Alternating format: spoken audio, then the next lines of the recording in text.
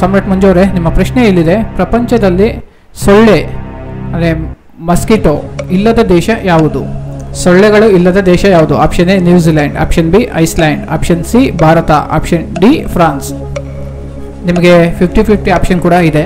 ಗುರುಗಳೇ ಸ್ವಲ್ಪ ಕನ್ಫ್ಯೂಷನಲ್ಲಿದೆ, 50-50 ಆಪ್ಷನ್ ತಗೊತೀನಿ.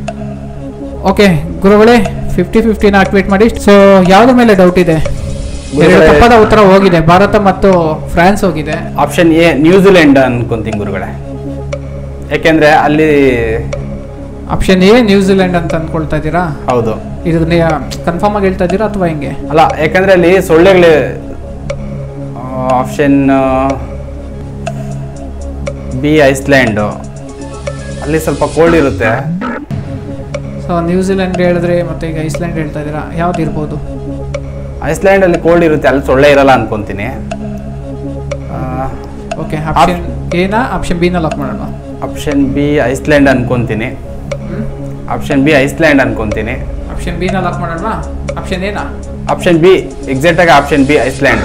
ಆಪ್ಷನ್ ಬಿ ಐಸ್ಲ್ಯಾಂಡ್ನ ಲಾಕ್ ಮಾಡೋಣ? ಓಕೆ ಗುರುಗಳೇ, ಆಪ್ಷನ್ ಬಿನ ಲಾಕ್ ಮಾಡಿ.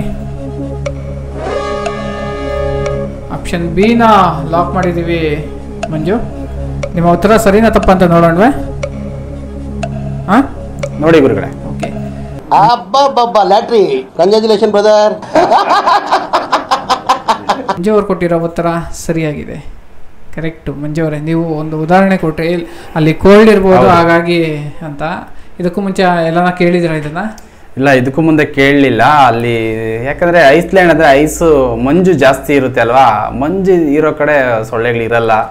ಹೌದು ನೋಡಿ, ಇದ್ರ ಬಗ್ಗೆ ಮಾಹಿತಿ ಏನಂದ್ರೆ, ಪ್ರಪಂಚದಲ್ಲಿ ಸೊಳ್ಳೆಗಳು ಇಲ್ಲದ ದೇಶ ಅಂದ್ರೆ ಐಸ್ಲ್ಯಾಂಡ್ ಅದು. ಓಕೆನಾ?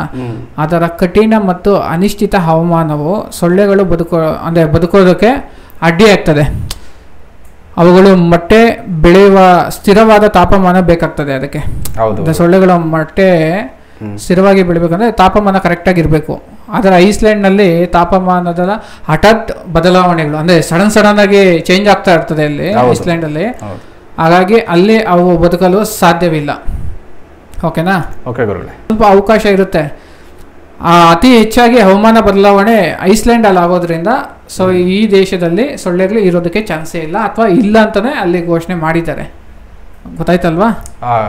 ಎಸ್ ಗುರುಗಳೇ.